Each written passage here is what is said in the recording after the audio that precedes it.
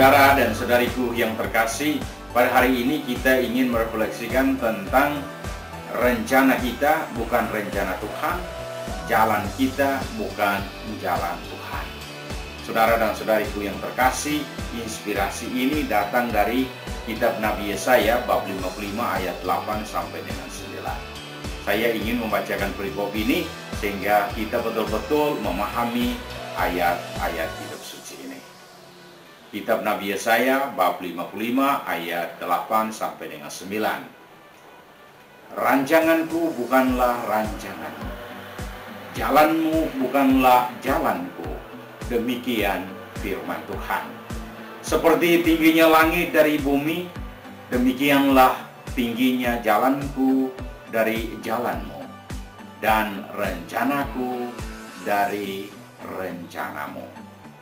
Saudara dan saudariku yang terkasih, dalam ayat ini kita harus melihat pertama-tama bahwa rencana Tuhan dan jalan Tuhan. Ya, rencana Tuhan bukan rencana kita. Jalan Tuhan bukan jalan kita. Rencana Tuhan yang lebih tinggi daripada rencana kita. Jalan Tuhan lebih tinggi daripada jalan kita. Rencana dan jalan Allah lebih baik daripada rencana dan jalan kita. Rencana dan jalan Allah selalu benar. Rencana dan jalan kita tidak selamanya benar. Jadi saudara dan saudariku yang terkasih, ini perlu kita memahami dalam ayat ini. Jadi ada perbedaan besar. Jalan dan rencana Allah sangat perfect, sangat sempurna. Kita punya jalan, kita punya rencana, tidak sempurna. Kadang kita merencanakan sekian, akhirnya kita melihat bahwa itu tidak benar, atau rencana kita tidak selalu benar. Kadang kita mengeluarkan surat sekian, akhirnya dilihat, oh ternyata kita keliru. Nah, saudara dan saudariku yang terkasih, ternyata Allah tidak keliru.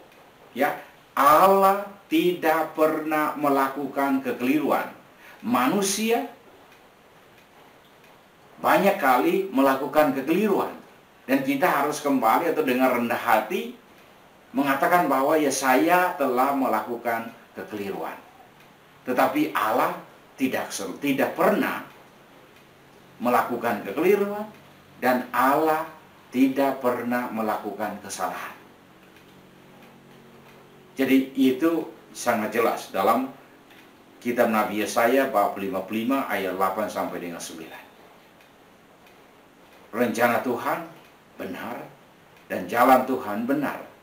Rencana Tuhan lebih baik daripada kita punya, dan jalan Tuhan lebih baik daripada jalan kita punya.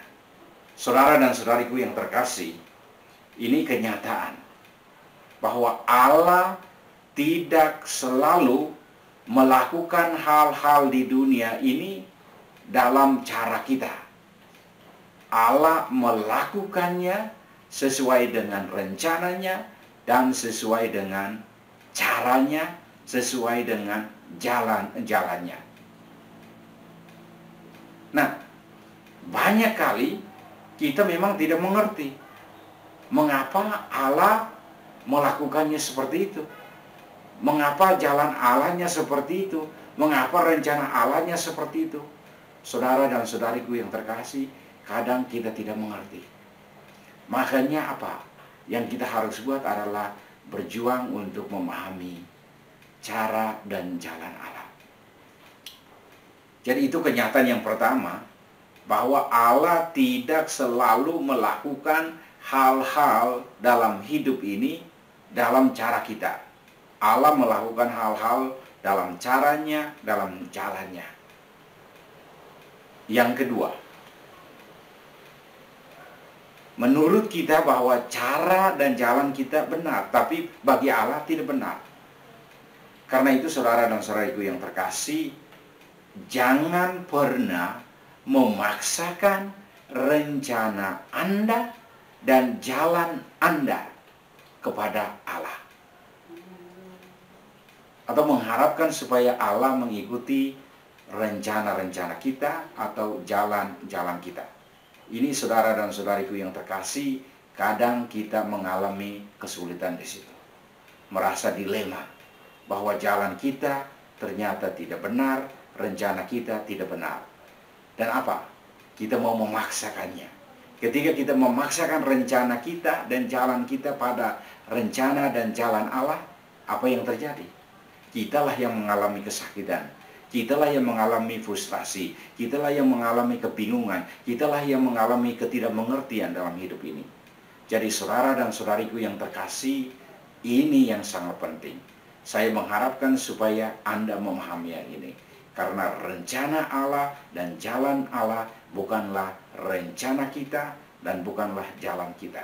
Jadi kita jangan pernah memaksakan cara kita dan jalan kita kepada Allah. Karena ketika kita memaksakannya, kita akan merasa sakit.